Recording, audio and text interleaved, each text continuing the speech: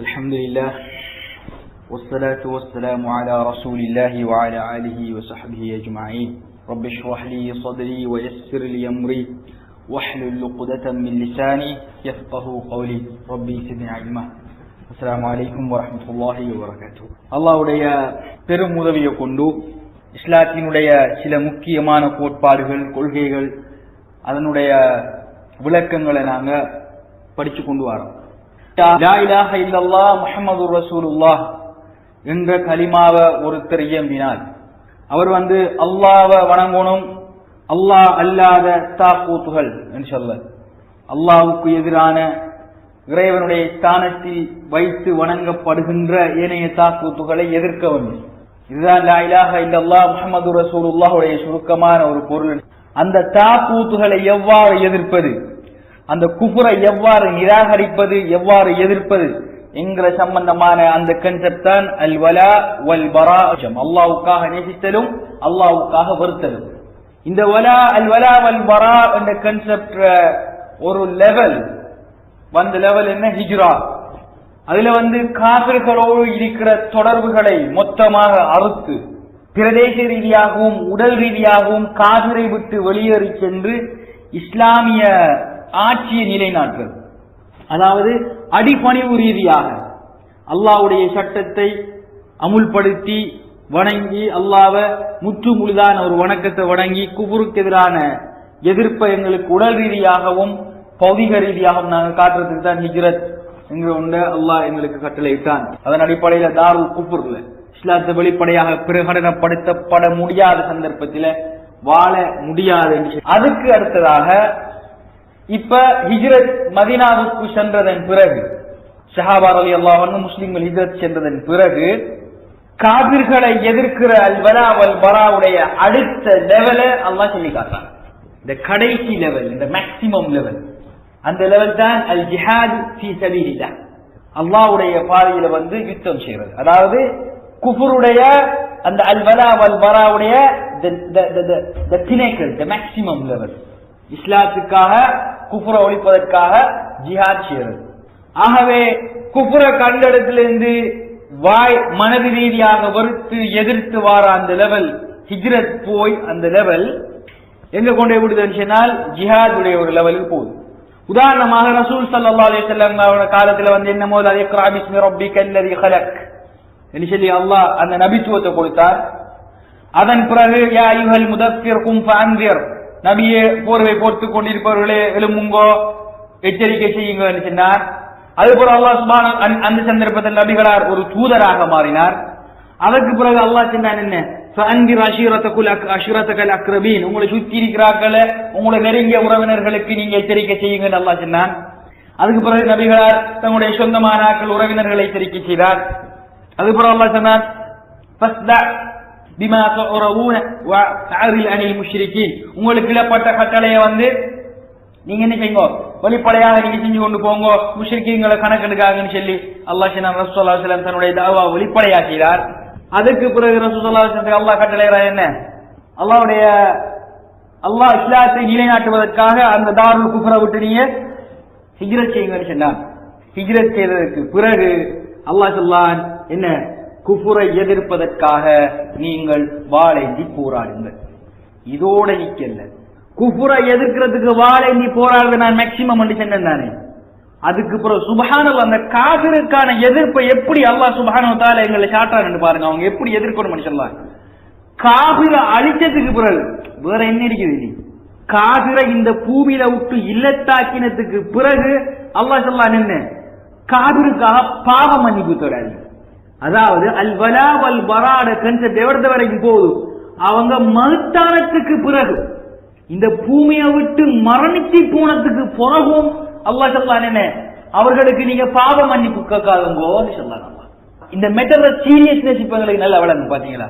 காபிர் இல்லத்தாக்கி அவர்களுக்கு எதிராக யுத்தம் செய்து அவர்கள் மரணித்ததன் பிறகும் அல்லாஹ் சுப்ஹானஹு வ தஆலா கட்டளை இடுகிறார், காபிர்களுக்காக நீங்கள் பாவ மன்னிப்பு தொடாதீர்கள். இதுவரைக்கும் அந்த ஜிஹாத், இதுக்கு பிறகும் அந்த காபிருக்கு எதிரான பரா எதிர்ப்பு இன்றைக்கு இருக்கிற ஒரு மிகப்பெரிய ஒரு தப்பபிப்பிராயம், ஜிஹாத பத்தி இருக்கிற மிகப்பெரிய தப்பபிப்பிராயம் என்னன்னு சொன்னால், இன்றைக்கு யாரிட போய் கேட்டாலும், நீங்க பிரபலமான தாயிகள் பலருடைய நீங்க பேச்சுகளை கேட்டாலும் கூட அவங்க பேசுவாங்க, ஜிஹாத் என்கிறது ஒரு தற்காப்புக்காக மாத்திரம்தான். நீங்க நிரம்படத்துல கேட்டீங்க, பல உலக பிரபலமான தாயிகளிடம் நீங்க இந்த வார்த்தைகளை கேட்டீங்க, ஜிஹாத் is only for jihad is a defensive war, it's not an offensive war.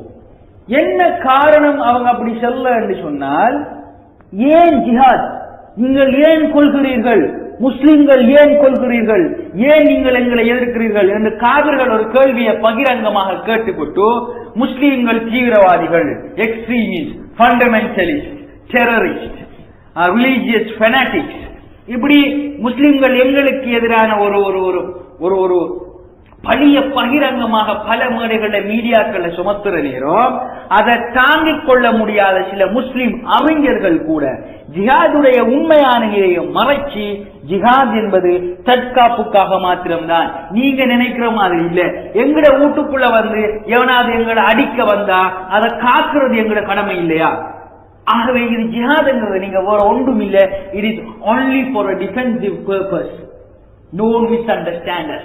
இப்படித்தான் அப்ப காவிரி நினைச்சோம், I am sorry, I had a misconception about jihad.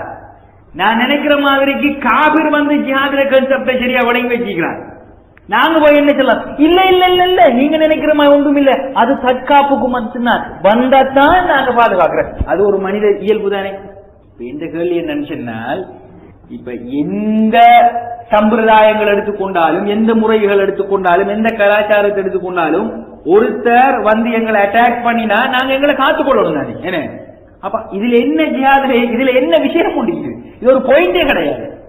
ஆறு வந்து எங்களை அட்டாக் பண்ணினாலும் நாங்க மாறி எங்களை காப்பாத்துக்கணும்.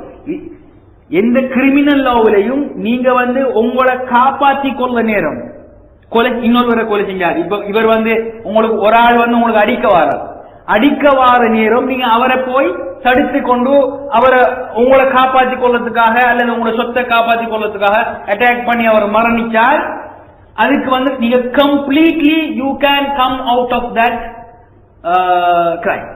அந்த பழியில இருந்து நீங்க முற்று முழுதாக வெளியாகி வரையிலும்.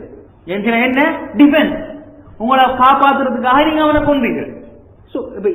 இதுதான் ஜிஹாதுடைய கன்செப்ட். அப்ப ஏன் அவங்க எங்களை எதிர்க்காங்க? என்ன இது எல்லா இடத்துலையும், எல்லா நாட்டிலையும், எல்லா மனிதர்கள்ட்டையும் இருக்குது. ஏன் விலங்குகள், மிருகங்கள் கூட தங்களை காப்பாற்றிக் கொள்ளுது. அப்ப ஜிஹாத் வந்து இதான். அப்ப இதுல வாட் இஸ் ஸ்பெஷல் இன் ஜிஹாத்? அப்ப அந்த குஃபார வந்து திருப்திப்படுத்துவதற்காக முஸ்லிம்ஸ் என்ன செய்யறாங்க, சில இஸ்லாமிய அறிஞர்கள் இன்றைக்கு ஜிஹாத் வந்து தற்காப்பு மாத்திரம்தான் என்கிற ஒரு மிக பிழையான ஒரு கருத்தை சொல்லிக் கொண்டிருக்கிறார். இன்றைக்கு அண்மையில வந்து பல உலக புகழ் பெற்ற ஒரு இஸ்லாமிய அறிஞர் எழுதின ஒரு புத்தகம் ஃபிக்ஹுல் ஜிஹாத் என்று சொல்லி அவர் ஒரு புத்தகமே எழுதிக்கிறார். அந்த புத்தகத்துல கூட அவர் ஜிஹாத் ஒரு தற்காப்புக்காக அறிமுகப்படுத்தப்பட்டதுன்னு சொல்லி வரலாற்று உதாரணங்களை கொண்டு வர்றார். சுப்ஹானல்லாஹ்.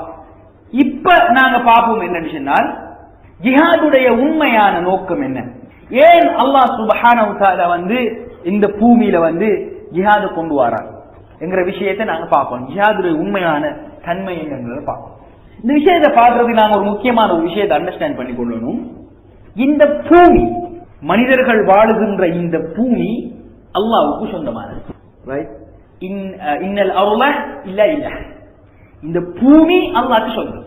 அல்லாஹ் இந்த பூமியில யார வாரிசுகளாக்குவான்னு சொன்னால், அல்லாஹ்வை நம்புற, அல்லாஹ்வை விசுவாசம் கொள்கின்ற, அல்லாஹ்வுடைய கட்டளையை பின்பற்றுகின்ற மக்களை தான் அல்லாஹ் என்ன செய்வார், வாரிசுகள் ஆக்குவார்.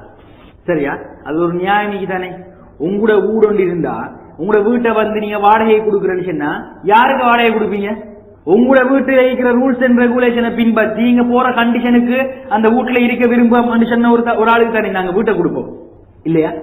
இப்ப நீங்க ஒருத்தர் வீடு ஒருத்தர் இந்த வீட்டுல இருக்கணும்னு விரும்புறார் சொன்னால் அவருக்கு என்ன சொல்ல, நீங்க எத்தனை மணிக்கு வரணும், இந்த கரண்ட் பில்ல லைட் பில்ல நீங்க கட்டிக்கொள்ளணும், இப்படியான இல்ல எனக்கு கட்டலாம் என்று அவர் சொன்னா நீங்க வீட்டுல வச்சிருக்கீங்க, இப்படி சொல்லல நாங்க. அப்ப நீங்க போங்க. இப்ப இந்த எங்க வீட்டுல இருக்கிறதுக்கே எங்களுக்கு எங்கட விருப்பப்படி இருக்கிறவர் தான் இருப்பாருன்னு சொன்னா அல்லாஹ் ரசூலுக்கு இந்த ரூல் தானே பிள்ளையா? அல்லாஹ்ட பூமியில நீங்க வாழணும் மனுஷனால் அல்லாஹ்வுடைய கட்டளையை ஏற்படுத்தி அல்லாஹ்வுடைய கட்டளையை பின்பற்றி இஸ்லாத்தை ஏற்றுக்கொண்டு லா இலாஹ இல்லல்லாஹ் முஹம்மதுர் ரசூலுல்லாஹ் என்று சொல்கின்ற ஒரு கலிமாவை ஏற்றுக்கொண்ட மனிதன் இந்த பூமியில் வாழ முடியும். அப்ப அது இல்லாம இது இல்ல, இது அல்லாஹ்வுடைய பூமியும் அல்ல, நான் லா இலாஹ இல்லல்லாஹ் ஏற்றுக்கொள்ள மாட்டேன், ரசூல் ஸல்லல்லாஹு அலைஹி வஸல்லம் அவர்களை தூதராக ஏற்றுக்கொள்ள மாட்டேன் என்று சொல்லவரை இந்த பூமியில வைக்கலுமா? It's very logical. வீடு கொடுக்கறல்ல தானே நான் அப்படியே நாங்கள். அதே மாதிரி பூமியில அவைகளுக்கு என்ன இடம் இல்லை. அல்லாஹ்வை ஏற்றுக்கொள்ளாத மக்களுக்கு என்ன பூமியில இடம் இல்லை. ஆகவேதான் அல்லாஹ் சுப்ஹானஹு வ தஆலா என்ன செய்றான், இந்த பூமியில வாரிசுகளாக, இந்த பூமியில அதிகாரம் செலுத்துகின்ற மக்களாக அல்லாஹ்வை ஏற்றுக்கொண்ட மக்கள் அல்லாஹ் ஆக்கினான். பலஸ்தீனத்துல அல்லாஹ் பலஸ்தீனுடைய பூமியை கனான் என்று சொல்கின்ற அந்த பூமியை கேனன் இங்கிலீஷ்ல சொல்வாங்க. அந்த லேண்ட அல்லாஹ் முஸ்லிம்களுக்கு கொடுக்கிறதாக வாக்களிக்கின்றார். எப்ப யூதர்கள் மூசா அலைஹிஸ்ஸலாத்து வஸ்ஸலாம் அவர்களை பின்பற்றி சரியான முஸ்லிம்களாக இருந்தார்களோ அப்ப அந்த பூமி என்ன செஞ்சுச்சு, அவங்களுக்கு அல்லாஹ் கொடுத்தார். எப்ப அல்லாஹ் சுப்ஹானஹு வ தஆலா அந்த பூமியில எப்ப காபிர்கள் அந்த யூதர்கள் அந்த பூமியில அல்லாஹ்வுக்கு மாற்றம் செய்தார்களோ அல்லாஹ் சுப்ஹானஹு வ தஆலா அந்த பூமியை விட்டு அவங்களை விலக்கி விட்டார். அதுக்கு பிறகு அல்லாஹ்வை ஏற்றுக்கொண்ட மக்களுக்கு முஸ்லிம்களுக்கு அல்லாஹ் சுப்ஹானஹு வ தஆலா அந்த பூமியை கொடுத்தார். இப்ப அந்த பூமியில அவர்கள் முஸ்லிம்களுக்கு அட்டூழியம் செஞ்சு முஸ்லிம்களுக்கு எதிராக யுத்தம் செஞ்சு அதுக்குள்ள குந்திக்கிறாங்க. அதாவது எங்களுடைய சொந்த வீட்டுக்குள்ள யாராவது ஒரு அந்நியன் அடிச்சு புடிச்சு அப்படியே எங்களுடைய பெட்ரூமுக்குள்ள குந்திக்கிறான். எங்களுடைய சொந்த வீட்டுக்குள்ள விடலாமா? இதுதான் இந்த கன்செப்ட். அதாவது இந்த பூமி அல்லாஹ்வுடைய. இப்ப ஒரு சின்ன ஒரு கேள்வி எனக்கு வருது, இந்த புனித பூமி என்று காவிரி சொல்லாங்களே, இது எங்களுடைய புனித பூமி என்று சொல்லாங்களே, அது எப்படி வர? அந்த புனிதத்துவத்தை இந்த பூமிக்கு யார் கொடுத்தது? பூமி அல்லாஹ்வுடைய பூமி. அதுல அல்லாஹ் தனக்கு நாடியவர்களை தலைவர்களாக்குவான். அப்ப நீங்க யாரு அல்லாஹ்வுடைய பூமியை எங்களோட பூமி என்று சொந்தம் கொண்டாரு? What logic is that? Right? இதுதான் ஒரு காரணம். ரைட்? இரண்டாவது விஷயம் என்னன்னு சொன்னா, காவிர்களுக்கும் முஸ்லிம்களுக்கும் எதிரான அந்த போராட்டம், அந்த எதிர்ப்பு தன்மை ஆரம்ப காலத்துல சரியா? எந்த நபிமார்களை எடுத்துக்கொண்டாலும் நபிமார்களுக்கும் காவிர்களுக்கும் இடையிலான பிரச்சனை இருந்து கொண்டுதான் வந்தது.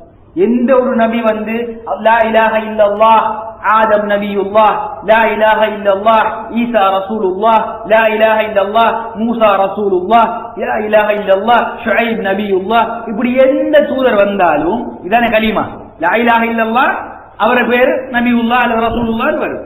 இதை ஏற்றுக்கொள்ளாதவங்களுக்கும் அந்த நபிக்கும் இடையில என்ன பிரச்சனை வந்துதான் இருந்துச்சு.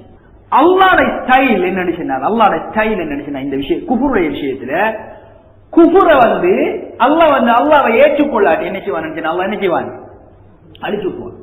லா யஅலமு ஜுனூத ரப்பிக இல்லா ஹு, அல்லாஹ்வுடைய படைகளை அவனை தவிர வேறு யாரும் அறிய மாட்டார். அதனால குஃபுர அல்லாஹ்வுடைய செல்லுவான் ஒரு கட்டளைய அதை செய்யலன்னு சொன்னா, அவர்கள் காவிர்களாக அல்லாஹ்வுடைய கட்டளையை நிராகரித்தார்கள் என்று சொன்னால் அல்லாஹ் அவர்களை அழித்து விடுவார். This is the style of Allah சுப்ஹானஹு வ தஆலா. அதனாலதான் நீங்க பழைய முந்தைய நபிமார்களுடைய வரலாறுகளை புரட்ட நேரம் ஆதுடைய கூட்டம், தமூத் அதனுடைய கூட்டம், சாலிஹ் அலைஹிஸ்ஸலாத்துடைய மக்கள், லூத் அலைஹிஸ்ஸலாத்துடைய மக்கள், மதியன் வாசிகள், இவங்களை எல்லாரையும் அல்லாஹ் ஒவ்வொரு வகையான இயற்கை அனர்த்தங்களை கொண்டு அல்லாஹ் அழிக்கார். என்ன விஷயம்? ஏன் அழிக்கான் அல்லாஹ் ஏன் அழிக்க? இஸ்லாத்தை ஏற்றுக்கொள்ள மறுத்தார்கள், அல்லாஹ்வுக்கு இணை வைத்தார்கள். ஆகவே நல்லா விளங்கிக் கொள்ளணும், இந்த பூமியில் குஃபர் இருக்க முடியாது. இது அல்லாஹ்வுக்கு சொந்தமான பூமி, இந்த பூமியில் குஃபருக்கு இடம் கிடையாது. இது இன்றைக்கு ரசூல் ஸல்லல்லாஹு அலைஹி வஸல்லம் அவர்களுடைய காலத்தில் வந்த சட்டம் அல்ல. இது எப்பெல்லாம் அல்லாஹ் முதல் நபியை அனுப்பினானோ அந்த நபியில இருந்து அல்லாஹ் இஸ்லாத்தை ஏற்றுக்கொள்ளாத மக்களை அழிச்சு கொண்டுதான் இருக்கிறான், இயற்கை அனர்த்தத்தின் ஊடாக. மூசா அலைஹிஸ்ஸலாத்துடைய காலம் வரட்டும், சரியா? மூசா அலைஹிஸ்ஸலாத்துடைய காலம் வர போல அல்லாஹ் இப்ப என்ன செய்யறான்னு சொன்னா, தன்னுடைய ஸ்டைல குஃபுர அழிக்கிற கன்செப்ட மாத்தல அல்லாஹ் தன்னுடைய அந்த குஃபுர அழிக்கிற மெத்தடாலஜில ஒரு சின்ன ஒரு சேஞ்ச கொண்டு வராங்க. எப்படி நான் இப்ப இயற்கை அனர்த்தங்களால மக்களை அல்லாஹ் காபிர்களை அழிச்சு கொண்டிருந்த அந்த ரப்புல் ஆலமீன் இப்ப காபிரை அழிக்கிறதுல அதிகாரத்தை முஸ்லிமுடைய கையில கொடுக்கிறார். மூசா அலைஹிஸ்ஸலாத்துக்கு தான் முதல் ஜிஹாத் கடமையாக்கப்படுது.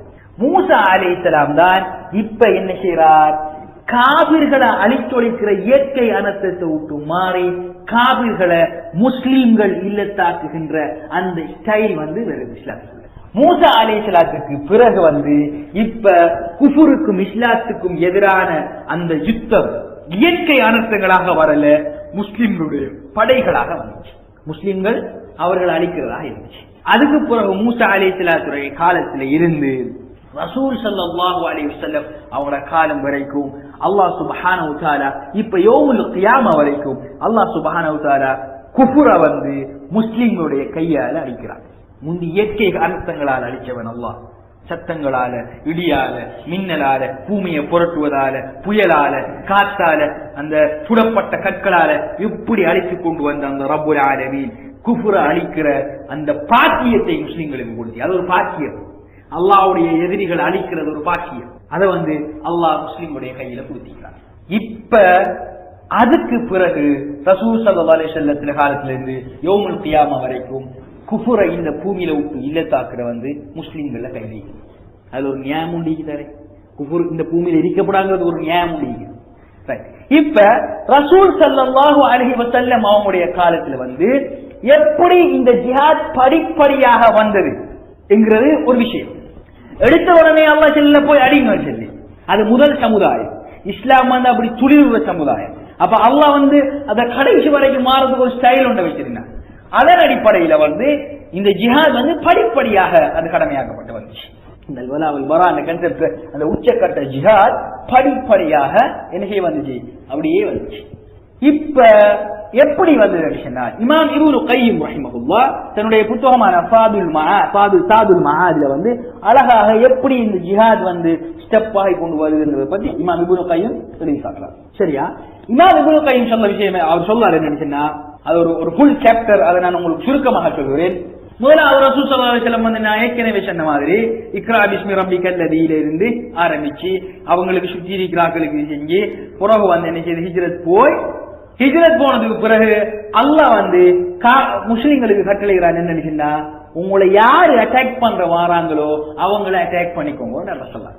யாரு முதல்ல உங்களை அட்டாக் பண்ண வாராங்களோ அவங்கள அட்டாக் பண்ணுங்க நல்லா சொல்லலாம். அப்படி கொல்ல வாராக்களை, யுத்தம் செய்ய வாராக்களை, உங்களை எதிர்க்கிறாக்களை எதிர்ங்க நல்லா சொல்லலாம். அப்படி எதிர்த்ததுக்கு பிறகு அடுத்த ஸ்டெப்பாக அல்லாஹ் சுப்ஹானஹு வ தஆலா என்ன செய்யறார், அவர்களை எதிர்த்து போட்டு பிறகு அந்த ஜஸீரத்துல் அரபில இருக்கிற எல்லாரையும் அல்லாஹ் என்ன செய்யறான், அரபிய பெனிசுலாவில் இருக்கிற எல்லாருக்கும் இஸ்லாமிய அழைப்பு விடுக்க சொன்னார், எதிர்க்க சொன்னார். அவங்களை எதிர்த்து பிறகு முழு உலகத்துக்கும் அல்லாஹ் என்ன செய்யறான், இஸ்லாத்தை கொண்டு போய் காபிர்களை எதிர்க்க சொன்னார். அவர்களுக்கு முழு உலகத்துக்கும் எதிரான குஃபருக்கு எதிரான ஜிஹாத் அல்லாஹ் சொல்லலாம். இதுதான் இஷ்டம்.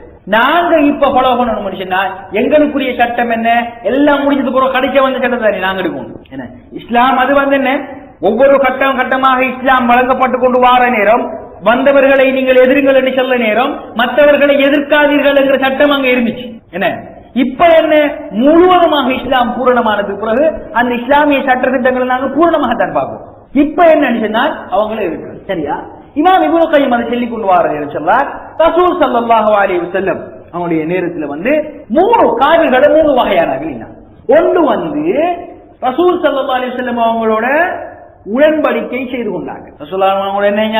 உடன்படிக்கை ஒப்பந்தத்தில் இருந்தார்கள். இன்னொரு கூட்டம் இருந்தாங்க, ரசூல் ஸல்லல்லாஹு அலைஹி வஸல்லம் அவங்களோட யுத்தம் செய்து கொண்டிருந்தார்கள். இன்னொரு கூட்டம் இருந்தாங்க, ரசூலுல்லாஹி ஸல்லல்லாஹு அலைஹி வஸல்லம் அவங்களுக்கு ஜிஸ்யா கொடுத்து கொண்டிருந்தாங்க. 3 கூட்டம் உடன்படிக்கை செஞ்சாங்க, யுத்தம் ரசூலோட யுத்தம் இஸ்லாத்தோட யுத்தம் செய்து கொண்டிருந்தார்கள், ஜிஸ்யா கொடுத்து கொண்டிருந்தார்கள். சரியா? இந்த உடன்படிக்கை செஞ்சாக்கள் 3 வகையானாக்கள் இருந்தாங்க. எப்படி?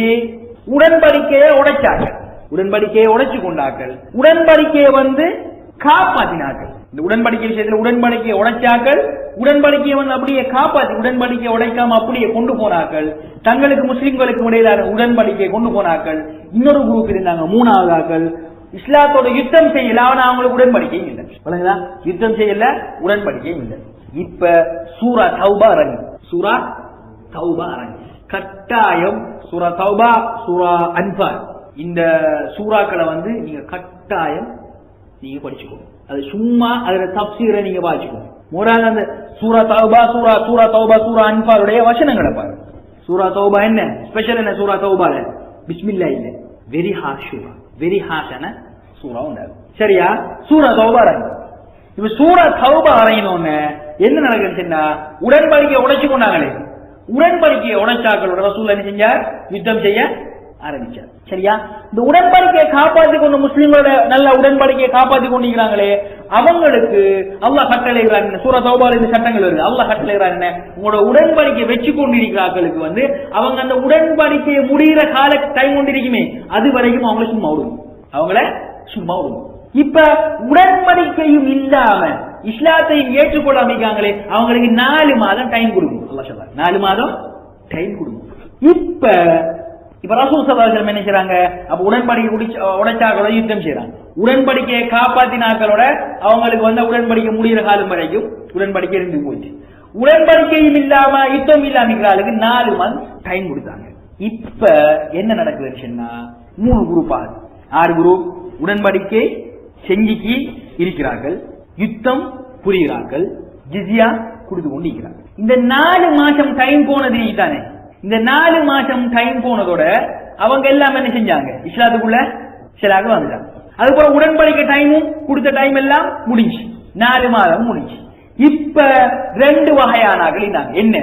ஒன்று ஜிஸ்யா கொடுத்து கொண்டிருக்கிறார்கள், அடுத்தது என்ன?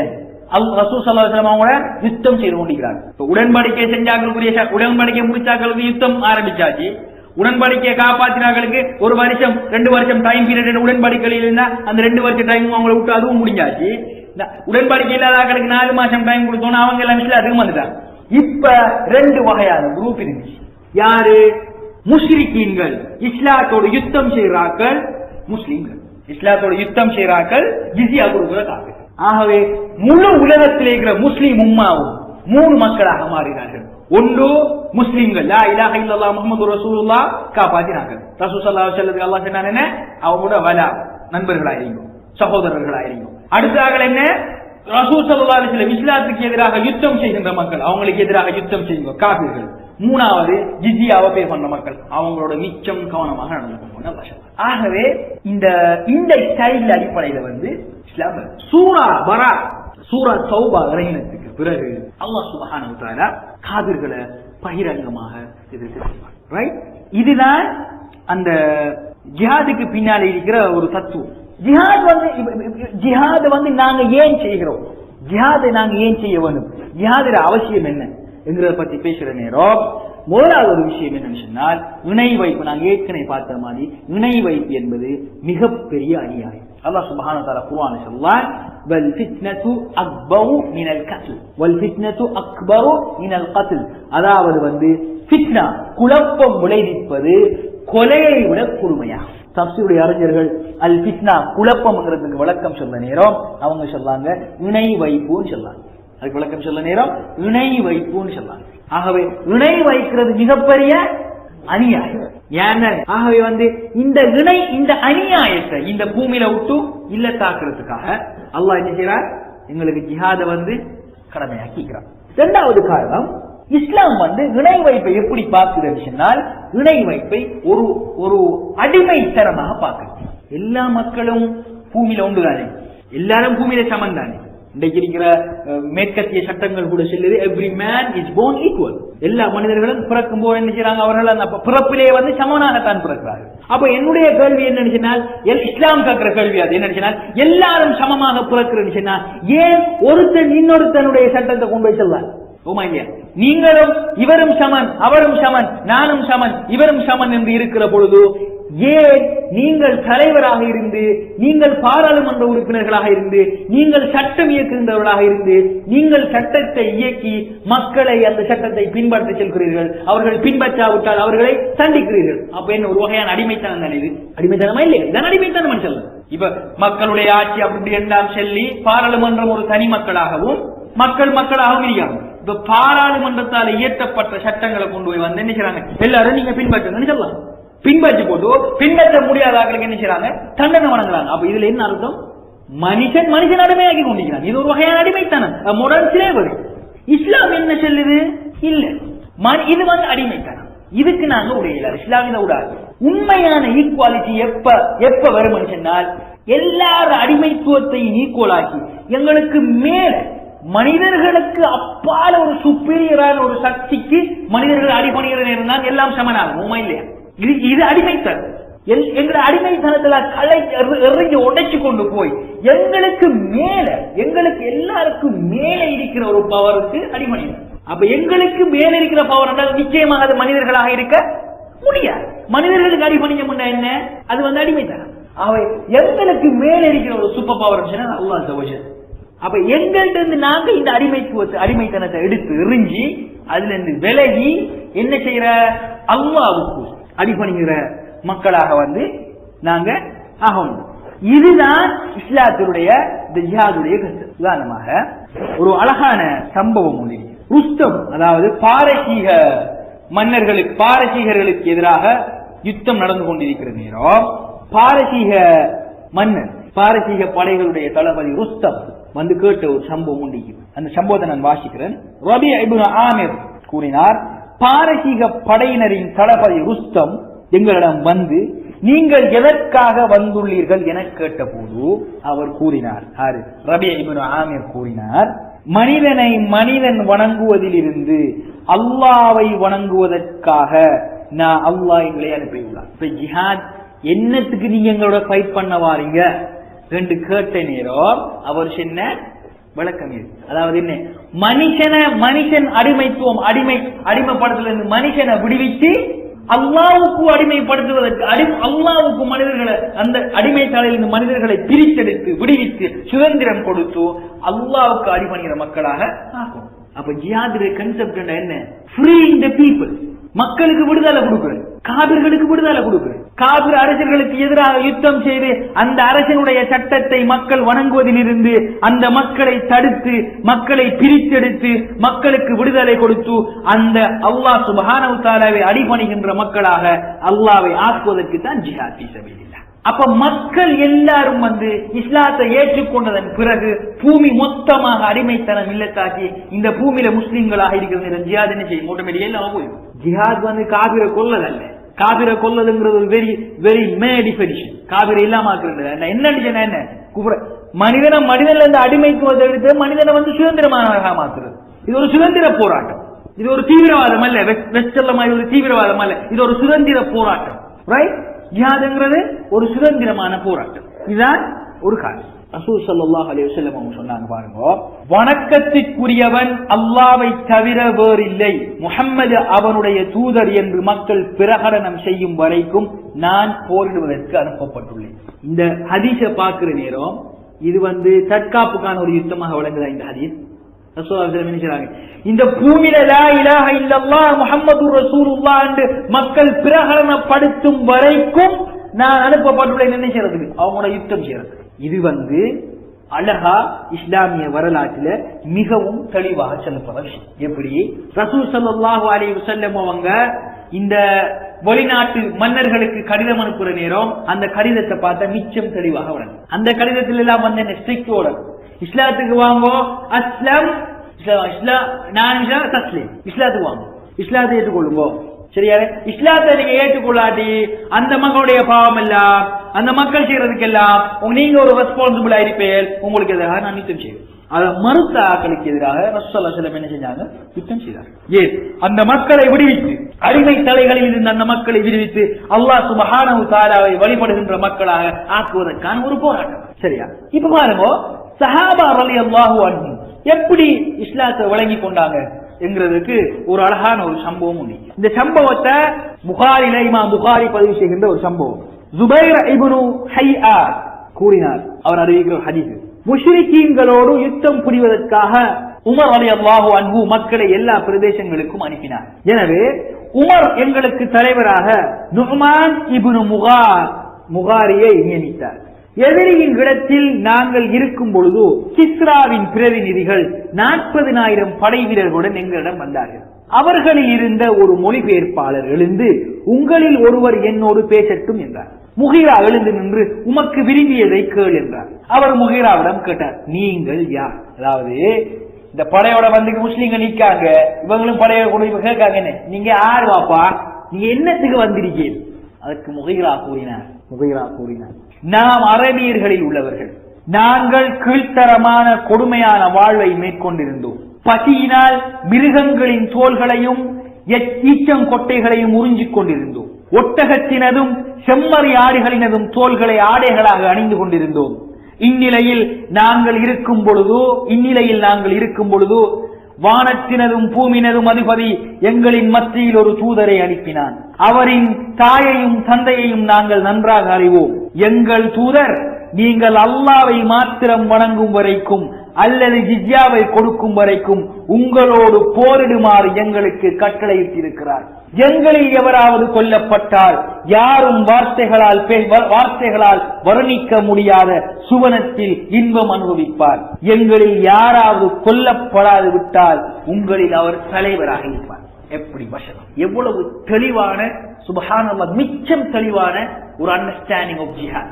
எங்களுடைய தூதர் எங்களுக்கு கட்டளையிட்டிருக்கிறார், இந்த பூமியில வந்து அல்லாஹ்வை மாத்திரம் நீங்க வணங்கினால் அல்லது வந்து அல்லாஹ்வுடைய சட்டத்திற்கு அடிபணிந்து ஜிஸ்யாவை கொடுக்கிற வரைக்கும் உங்களோட யுத்தம் செய்யலையார். அந்த யுத்தத்துல நாங்க மரணித்தா நாங்க எங்க போவோம்? சுவனத்துக்கு போவோம். நாங்க மரணிக்காம அந்த யுத்தத்துல நாங்க வெண்ட மனுஷன்னா உங்களுக்கு நாங்க தலைவர்களாயிருக்கோம். அப்ப ஜிஹாதுல என்ன தோல்விங்கிறதே கிடையாது. ஒன்று மகத்தான சொர்க்கம், உயிரோட இருந்தா தலைமை தூக்கி. அதாவது எந்த ஒரு மெட்டர்லையும் வந்து தோல்வி வெற்றிங்கிறது இருக்குதானே, ஓமா இல்லையா? தோல்வி வெற்றிங்கிறது we have in every matter we have plus and minus. இந்த மைனஸ் இல்லாத ஒரு மெட்டர் தான் ஜிஹாத் ஃபீ சபீலில்லாஹ். சுப்ஹானல்லாஹ். மகத்தானா என்ன சொல்லலாம்? அதாவது மகத்தானா சொர்க்கம் அங்க இருக்கு. உயிரோட இருந்தா தலைமை. ஒரு மகன் ஒட்டகரங்கி போனா ரெண்டு நன்மை. அவர் அண்டர்ஸ்டாண்டிங் ரைட்? இப்படி வழங்கப்பட்டது. இதுல இருந்து எங்களுக்கு என்ன வழங்குது? ஜிஹாத் என்கிறது வந்து ஜிஹாத் ஃபீ சபீலில்லாஹ்வுடைய தாற்பயம் என்னன்னு சொன்னால், குஃபரை எதிர்த்து போராடி இந்த பூமியில குஃபுர் தனத்தை இல்லத்தா ஒழுக்கி மனிதர்களை அடிமைப்படுத்துகின்ற விடுவிச்சு அல்லாஹ்வுக்கு அடிமைப்படுத்துகின்ற சமுதாயமாக மக்களை ஆக்குவதுதான் ஜிஹாதுடைய முக்கியமான கருத்துன்னு சொல்லி அந்த சஹாபா ரலியல்லாஹு அன்ஹும் விளங்கினாங்க. ப்ராப்ளம் இன்றைக்கு என்னுடைய அண்டர்ஸ்டாண்டிங். நாங்க அப்படி விளங்கல. நாங்க வந்து ஜிஹாத் அப்படி விளங்கல. நாங்க யோசிக்கிற ஜிஹாத் ஏன்னு சொன்னால், இன்றைக்கு இருக்கிற பெரிய பெரிய உலமாக்கள் என்று சொல்லாக்கள் வந்து இந்த மேற்கிற பிரஷரால இஸ்லாமிய சட்டங்களை மாற்றி கொண்டிருக்காங்க. இஸ்லாமிய சட்டங்களை மாற்றி எங்களை செஞ்சு கொண்டிருக்காங்க. இதுதான் அவர் தெரிகிற முக்கியமான விஷயம். இமாம் இப்னு தைமியா ரஹ்மத்துல்லாஹ் தன்னுடைய நூலில் அவர் குறிப்பிடுகிறார், இந்த ஜிஹாதுடைய தாற்பயத்தை பற்றி அவர் சொல்லுகிறார் சொன்னால், எதற்கெல்லாம் நபிகளாரின் தாவா, அதாவது அல்லாஹ்வின் தீனுக்கான அழைப்பு அடைந்ததோ அவனை எதிர்ப்பது கடமையாகும். விளங்குதா? இஸ்லாம் உலகத்தில் இஸ்லாம் போகாத உலகத்தில் எங்க இல்லை, எல்லாருக்கும் தெரியும். அப்ப ஆருக்கெல்லாம் இஸ்லாம் போயிருக்கோ அவர் இஸ்லாத்தை ஏற்காது என்ன செய்யணும்? அவரை எதிர்க்கணும். அழகான அண்டர்ஸ்டாண்டிங். இப்படித்தான் இஸ்லாமிய அறிஞர்கள் வந்து என்ன செஞ்சாங்க? ஜிஹாதுடைய கன்செப்டை விளை கொண்டாங்க. ரசூல் ஸல்லல்லாஹு அலைஹி வஸல்லம் படைகள் அனுப்புற நேரம், இந்த காவிர்களுக்கு எதிரான படைகள் அனுப்புற நேரம் ரசூல் ஸல்லல்லாஹு அலைஹி வஸல்லம் அவங்களுக்கு சில நசிஹத்துகளை செய்வாங்க, அட்வைஸ் சொல்லுவாங்க. என்னன்னு சொன்னா, இந்த ஹதீஸ் வந்து சஹீஹ் முஸ்லிம்ல வந்திருக்குது, அதனால இதுல வாசிக்க, fight in the name of Allah and in the way of Allah. அல்லாஹ்வுடைய பாதையில் யுத்தம் செய்யுங்கள், அல்லாஹ்வுடைய வழியில அல்லாஹ்வுடைய பாதையிலும் அல்லாஹ்வுடைய வழியிலும் யுத்தம் செய்யுங்கள். ஃபைட் அகைன்ஸ்ட் தோஸ் ஹூ டிஸ்பிலீவ் இன் அல்லாஹ். அல்லாஹ்வை யாரு ஏற்றுக்கொள்ளவில்லையோ அவர்களுக்கு எதிராக யுத்தம் செய்யுங்கள். மேக் அ வார், ஒரு யுத்தத்தை மேற்கொள்ளுங்கள். do not embezzle the spoil, அதாவது வந்து கனிமத்துகளை நீங்க என்ன செய்யாதங்கோ, அது வந்து இல்ல, அதாவது அதை சரியான முறையில வந்து அதை வந்து அபகரிக்காதங்கோ, அதை மிஸ்யூஸ் பண்ணாதங்கோ, இதுகளையும் செய்யாதங்கோ.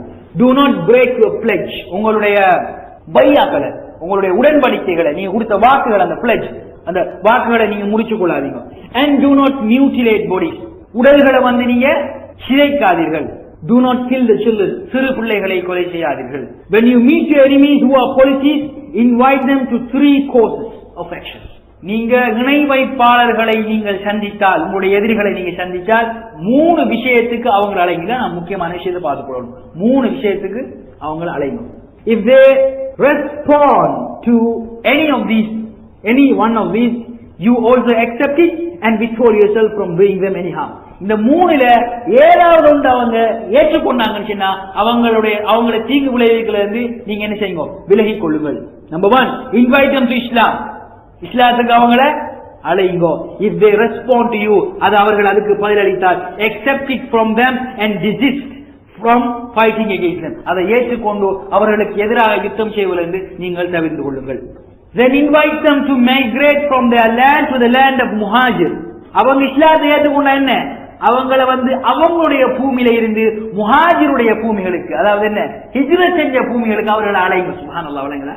இஸ்லாத்தை ஏற்றுக்கொண்டா அங்க இருக்கிறது இஸ்லாத்தை ஏற்றுக்கொண்டாங்களா, ஏற்றுக்கொண்டது பிறகு அவங்களோட பூமியில இருந்து ஹிஜ்ரத் செய்து போன மக்களுடைய பூமிக்கு அவங்கள அழைங்க. and inform them that, அது அவங்களுக்கு சொல்லுங்க. if they do so, அதை அவர்கள் செய்தார்கள் என்றால், they shall have all the privileges and obligations of the muhajir.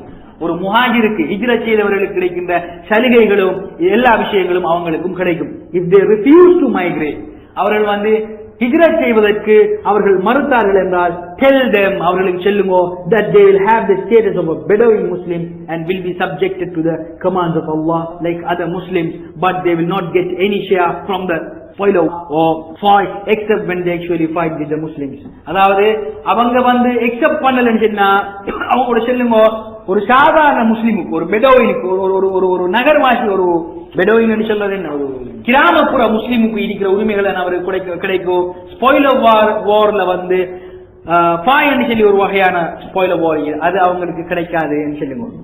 except when they actually fight with the Muslims. if they refuse to accept Islam, அவர்கள் இஸ்லாத்தை ஏற்றுக்கொள்ளாவிட்டால், demand from them the jizya, அவர்களிடம் ஜிஸ்யாவை கேளுங்க. இஸ்லாத்தை ஏற்றுக்கொண்டா யுத்தம் செய்யணும், இஸ்லாத்தை ஏற்றுக்கொண்டா யுத்தம் செய்யணும். ஆனா அவங்களுக்கு செல்லுங்கோ ஹிஜ்ரத் செஞ்சு வர சொல்லு. ஹிஜ்ரத் செஞ்சு வரல சொன்னா அவங்களுக்கு செல்லுங்கோ, அதனுடைய விளைவுகளை அல்லாஹ் கிட்ட இருந்து அவங்க பெற்றுக் கொள்வாங்க. அவங்களுக்கு பாயில் அந்த ஒரு வகையான கனிமத்தை அவங்களுக்கு கிடைக்காதுன்றதை சொல்லுங்க. இஸ்லாத்தை ஏற்றுக்கொள்ள ஏழான்னு சொன்னாங்கன்னா அவங்களுக்கு சொல்லுங்க, ஜிஸ்யாவை பே பண்ணுங்கன்னு கேளுங்க. சரியா? Demand from them the jizya. if they agree to pay, accept it from them and hold off your hands. அவங்க ஓமனி சொன்னாங்கன்னு சொன்னா அதை அக்செப்ட் பண்ணி போட்டு உங்களோட கைகளை நீங்க தடுத்துக்கோங்க, யுத்தம் செய்யாதீங்க. if they refuse to pay jizya, அவங்க ஜிஸ்யாவை பே பண்ணலன்னு சொன்னால், seek Allah help, அல்லாஹ்வுடைய உதவியை தேடிக்கோங்க, and fight them, அவர்களுக்கு எதிராக நீங்க யுத்தத்தை செய்யுங்க. அதாவது என்ன, இஸ்லாத்தை ஏற்றுக்கொள்றதுக்கு அவங்களுக்கு அழைப்பு விடுங்க. இஸ்லாத்தை அக்செப்ட் பண்ணலன்னு சொன்னா ஜிஸ்யாவை பே பண்றதுக்கு கேளுங்க. ஜிஸ்யாவை பே பண்ணலன்னு சொன்னா அடித்தாருங்க. இதுதான் இஸ்லாமிய தாவா. இதைத்தான் ரசூல் ஸல்லல்லாஹு அலைஹி வஸல்லம் அவங்க சொன்னாங்க. இதைத்தான் அவங்க செஞ்சு கொண்டிருந்தாங்க. சரியா? இப்படித்தான் இஸ்லாம் ஜிஹாதுல தாத்பரியங்களை, ஜிஹாதுடைய உண்மையான விஷயங்களை எங்களுக்கு சரி. அல்லாஹ் சுப்ஹானஹு வ தஆலா குர்ஆன்ல சில வசனங்களை எங்களுக்கு சொல்லி காட்டுறாங்க. சூரா பக்கராவுடைய 190வது வசனம் அல்லாஹ் சுப்ஹானஹு வ தஆலா சொல்றான், وَقَاتِلُوا فِي سَبِيلِ اللَّهِ الَّذِينَ يُقَاتِلُونَكُمْ وَلَا تَعْتَدُوا إِنَّ اللَّهَ لَا يُحِبُّ الْمُعْتَدِينَ. உங்களுடன் போர் புரிபவர்களோடு அல்லாஹ்வுடைய பாதையில் நீங்களும் போரிடுங்கள், நீங்கள் வரம்பு மீறாதீர்கள், நிச்சயமாக அல்லாஹ் வரம்பு மீறுபவர்களை நேசிக்க மாட்டார். அல்லாஹ் சுப்ஹானஹு வ தஆலா சொல்றான் சூரா தௌபாவுடைய 13வது வசனத்தில் அல்லாஹ் சொல்றான் என்ன சொன்னால், ألا تقاتلون قوما نكثوا أيمانهم وهموا بإخراج الرسول وهم بدؤوكم أول مرة أتخشونهم فالله أحق أن تخشوه إن كنتم مؤمنين. தங்களுடைய சத்தியங்களை முறித்து தூதரை ஊரை விட்டு வெளியேற்றவும் உறுதி கொண்ட மக்களுடன் நீங்கள் யுத்தம் புரிய வேண்டாமா? அவர்கள்தான் உங்களிடம் முதன்முறையாக ஆரம்பித்தனர். அவர்களுக்கு நீங்கள் பயப்படுகின்றீர்களா? நீங்கள் விசுவாசம் கொண்டவர்களாகின் அல்லாஹ் அவனை நீங்கள் பயப்படுவதற்கு மிக தகுதியானவன். அல்லாஹ் என்ன சொல்றார்? உங்களை விட்டு வெளியாக்கி உங்களை இஸ்லாத்தை பிராக்டிஸ் பண்ணாம ஆக்கி உங்களை ஏற்றுக்கொண்டு இருக்கிறார்களோட யுத்தம் செய்யாம நீங்க வீட்டுக்குள்ள வச்சுக்கிறீங்க புரியல? அவங்களுக்கு நீங்க பயப்படுகிறீங்க. நீங்க பயப்படணும் மனுஷன் எனக்கு தானே பயப்படணும். அல்லாஹ் சுப்ஹானஹு வ தஆலா கேட்கிறார். இதுல என்ன விளங்குது?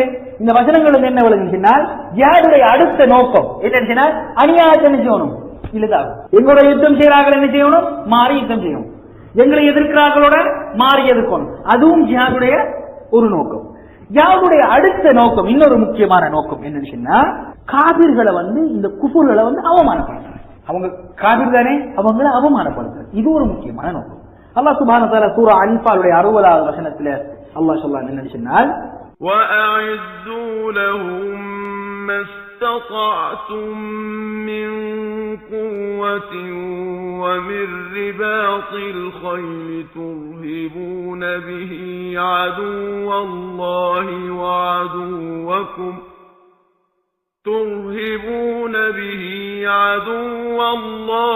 وَعَدُوَّكُمْ وَآخَرِينَ مِن دُونِهِمْ لَا تَعْلَمُونَهُمُ اللَّهُ يَعْلَمُهُمْ وَمَا تُنفِقُوا مِن شَيْءٍ فِي سَبِيلِ اللَّهِ يُوَفَّ إِلَيْكُمْ وَأَنْتُمْ لَا تُظْلَمُونَ.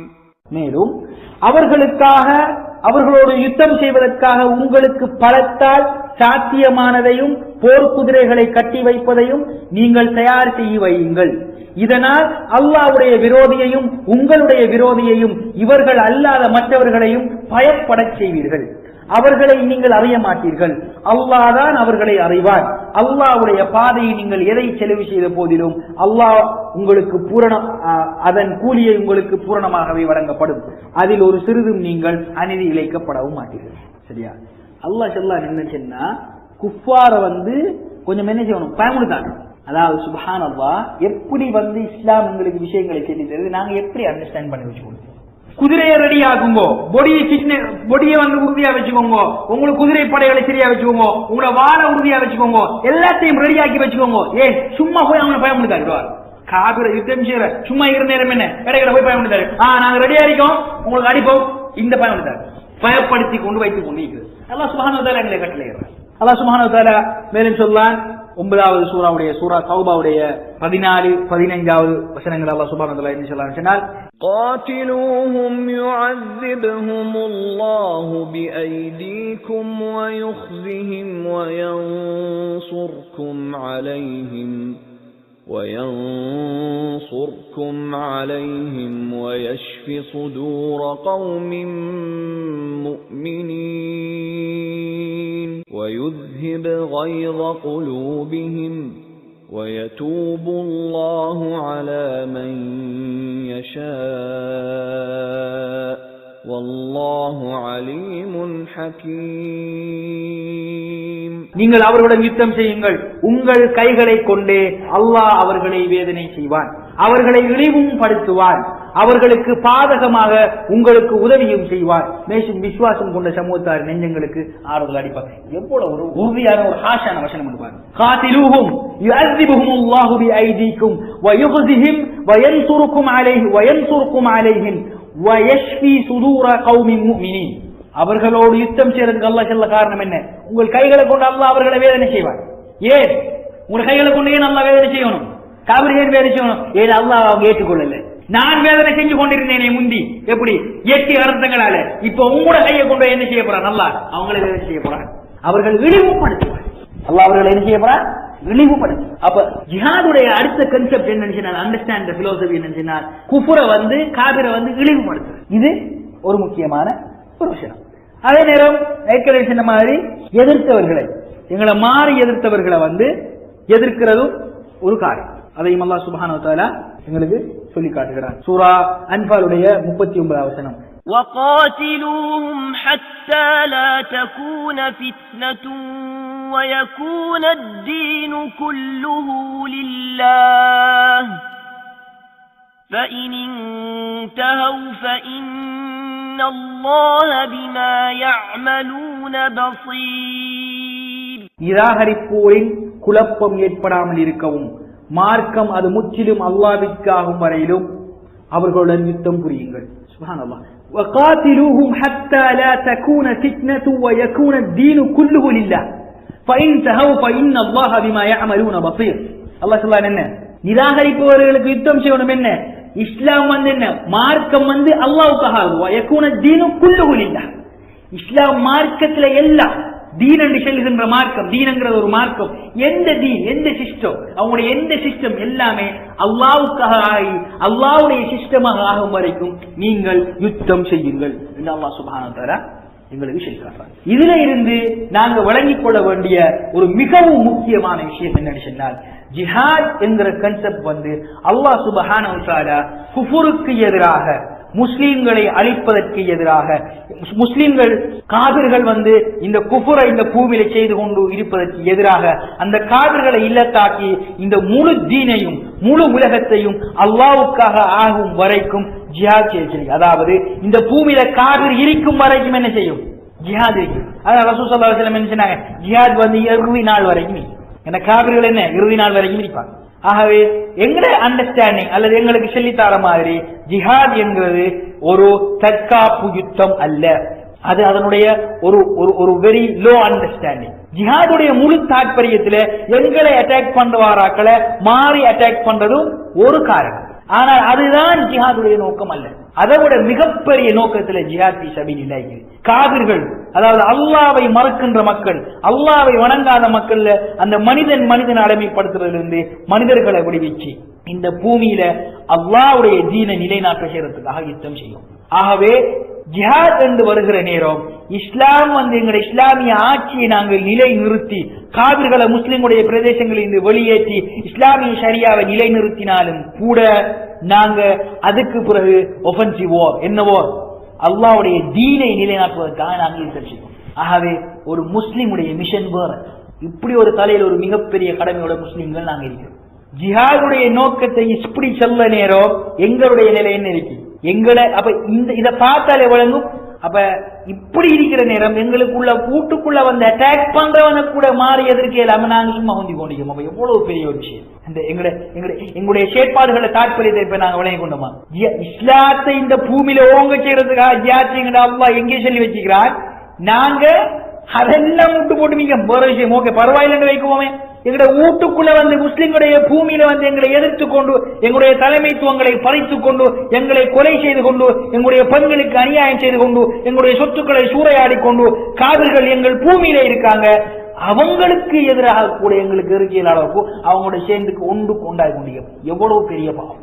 ஆகவே ஜிஹாதுடைய கன்செப்டை நாங்க இன்ஷா அல்லாஹ் தெளிவாக விளங்கிக் கொள்ளும். என்னுடைய அடுத்த செஷன்ல இன்ஷா அல்லாஹ் அடுத்த செஷன்ல ஜிஹாதுடைய சில மேலோட்டமான சில சட்டங்களை நாங்க படிப்போம். ஜிஹாதுடைய சட்டங்கள், அதாவது ஜிஹாத் எப்ப கடமையாகுது, என்னென்ன சந்தர்ப்பத்துக்கு கடமையாகுது, ஜிஹாதில் இருக்கிற சிறப்புகள் என்ன, ஜிஹாதுடைய சிறப்புகள், ஜிஹாத விடுறதால வார தண்டனைகளும் எதிர்ப்புகளும் என்ன என்கிற சம்பந்தமான ஒரு செஷனை இன்ஷா அல்லாஹ் நாங்க அடுத்த செஷன்ல வச்சுக்குவோம். இதெல்லாம் விளங்கினோமே அல்லாஹ் அதை எங்களை விளங்கி அண்டர்ஸ்டாண்ட் பண்ணிக் கொள்கின்ற மக்களாக ஆக்குவானாக.